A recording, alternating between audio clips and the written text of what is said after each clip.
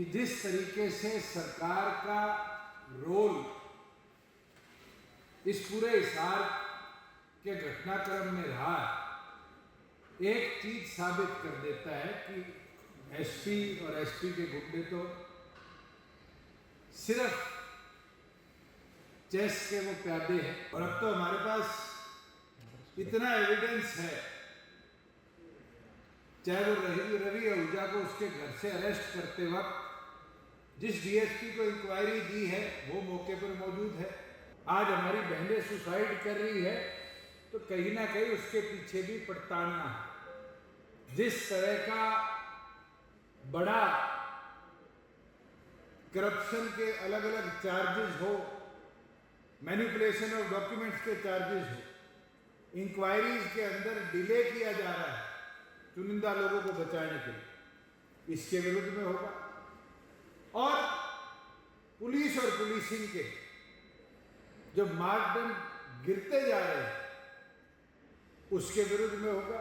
बिना वारंट, बिना नोटिस के रातों रात अरेस्ट किया गया और अरेस्ट के साथ साथ उन साथियों के घर से उनके डीवीआर को चोरी किया गया।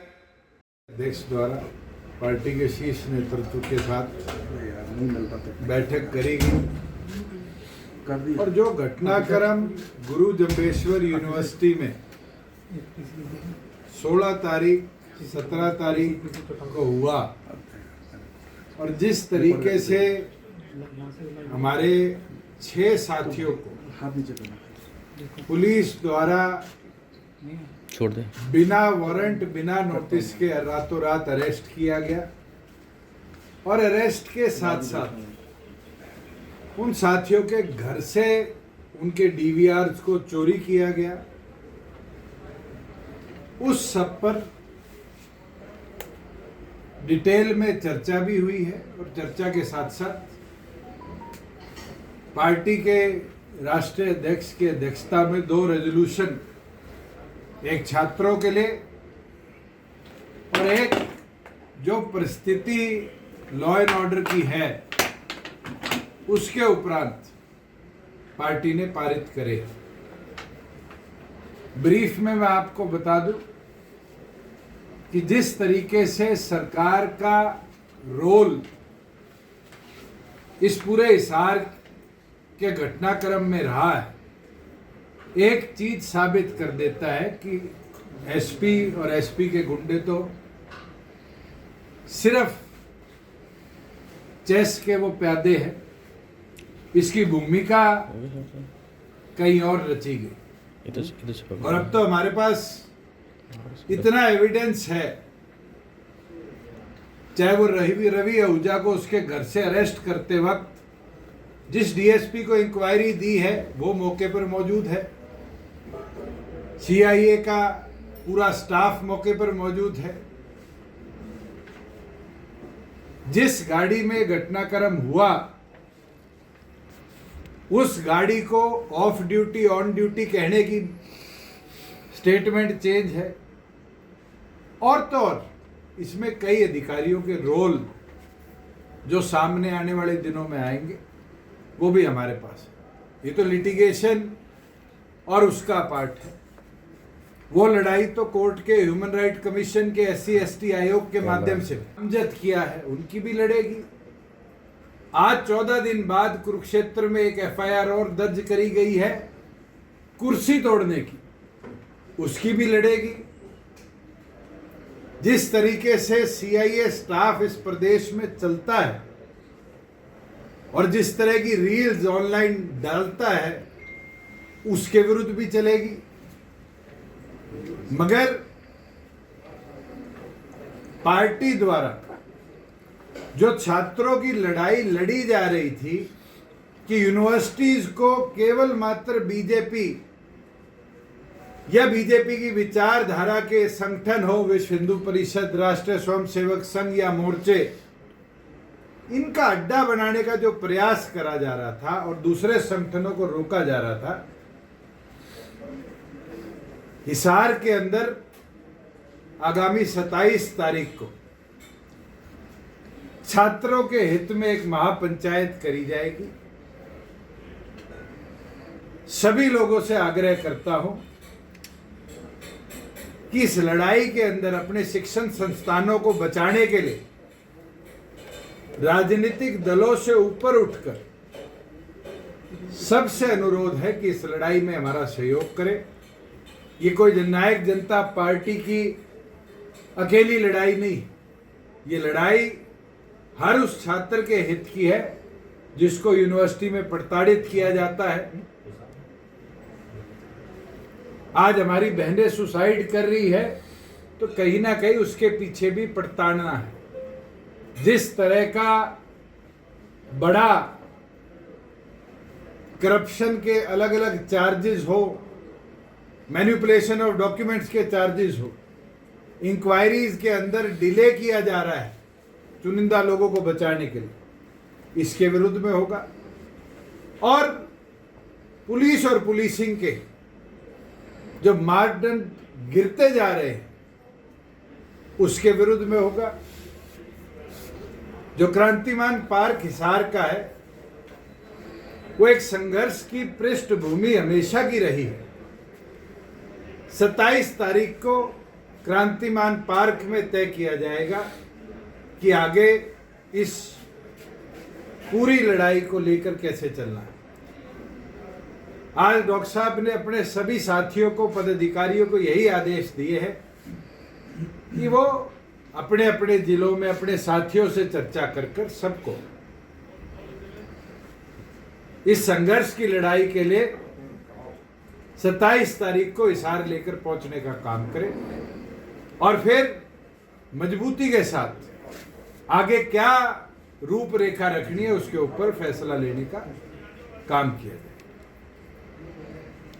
तो इसमें एजेंडा मुख्यतः सर वो दो रेजोल्यूशन की बात कर रहे थे सर, जो आप दोनों क्या एक रेजोल्यूशन जिस प्रकार से गुरु जम्बेश्वर यूनिवर्सिटी ने 2 कार्य करे,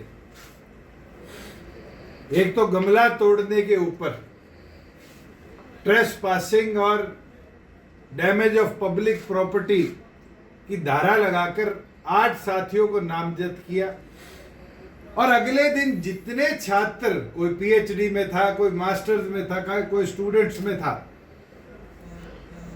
जो छात्र प्रदर्शन में थे या हमारे संगठन से जुड़े हुए थे, उन सबको टर्मिनेट करने का काम किया। एक तो उसके ऊपर रेजोल्यूशन है और दूसरा जिस कॉन्स्पिरेसी को हिसार के एसपी और उनकी टीम ने रचा, इसकी जुडिशियल डिमांड प्रॉपर करी जाए और इन सबको इमीडिएट अंडर सस्पेंशन रखा जाए। हायर ऑफिशियल जो इन्वॉल्व थे उनका तुरंत हेडक्वार्टर ट्रांसफर किया जाए और तो और जिस तरीके से आधी रात को विजेंद्र धाड़क के घर पे रेड मारकर उसकी माइनर बच्ची के पांव पे पांव रखकर डीवीआर उतारा गया, ऐसे लोगों के खिलाफ SC/ST आयोग इमीडिएट एक्शन लेने का काम करे। इन सब विषयों के ऊपर पार्टी के सभी लोग जो आज बैठक में मौजूद थे सर्वसम्मति से उन रेजोल्यूशन को पारित किया। सर 2-3 दिन पहले जब आप चंडीगढ़ प्रेस कॉन्फ्रेंस कर रहे थे तो आपने जो तमाम बातें की थी उस दौरान आपने कहा था कि डीजीपी से बात करने की कोशिश की। आप सरकार में डिप्टी सीएम रहे हैं, पार्टी के जो नेता हैं, क्या सरकार की तरफ से वैसे ही किसी ने इस घटनाक्रम को लेकर कोई बातचीत की हो सर, मुख्यमंत्री जी ने या फिर किसी? मैं तो डीजीपी साहब को बड़ा अच्छा आदमी मानता था। मैंने उनको फ्राइडे से लेकर कल तक जी निरंतर कॉल करी और आपको हैरानी होगी, कल मैंने उनको मैसेज भेजा कि good evening ji, I tried calling you for last 3 days, unfortunately you are too busy to take calls or even have the courtesy to revert back. Let me know the best time to speak to you regarding my complaint. और आपको interesting चीज दिखाऊं, DG साहब ने block कर दिया। आज प्रदेश के अंदर सिटीजन्स का ब्यूरोक्रेसी से बात करने का तो अधिकार होगा, या ब्यूरोक्रेसी मुख्यमंत्री के कंट्रोल से बाहर होगी। या प्रदेश को ऐसे डीजीपी मिल गए जो जब कोई इस तरह के घटनाक्रम हो तो मैदान छोड़ के भाग जाते हैं। इससे तो कपूर साहब ही बेहतर थे, फोन तो उठा लेते थे। मैं तो उम्मीद रखता था कि नए जोश के साथ कुछ ना कुछ प्रदेश को मिलेगा, मगर इस तरीके से कतराना और बात करने से डरना और फिर नंबर ब्लॉक कर देना, ये तो सैनी साहब आपकी टीम की कमजोरी है। कहीं ना कहीं आपको मैदान में अकेला छोड़ के ना चली जाए ये टीम। आपने जो एलिगेशंस लगाए हैं उसको, और जल्द फाइनलाइजेशन होते ही हम हाईकोर्ट भी मूव करेंगे।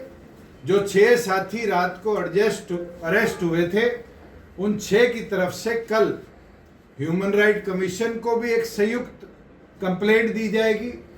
विजेंद्र धानक, जिसके घर में घुसकर उसकी माइनर बच्ची के पांव पे पांव रखकर उसका सीसीटीवी कैमरा उतारा गया, बाहर निकलते हुए उसको जाति सूचक शब्द उनकी कम्युनिटी का बोला गया, उसके लिए हम SC/ST आयोग भी जाने का काम करेंगे। और साथ में हिसार, क्योंकि SC/ST एक्ट के लिए एक अलग जुडिशियल बेंच है, उसके अंदर भी केस फाइल करेंगे उन सब लोगों के लिए जो उस रेड में मौजूद थे और जिनने जाति सूचक शब्द बोलने का काम किया। जहां लड़ाई इन छात्रों की है कि 2 FIR दिग्विजय सिंह, इंसो के अध्यक्ष, इंसो के अलग अलग पदाधिकारियों के विरुद्ध करी गई है, उसके लिए भी लीगल राय लेकर, चाहे डिस्ट्रिक्ट लेवल पर हो चाहे हाईकोर्ट आना पड़े, आगे की कार्रवाई हम करने वाला।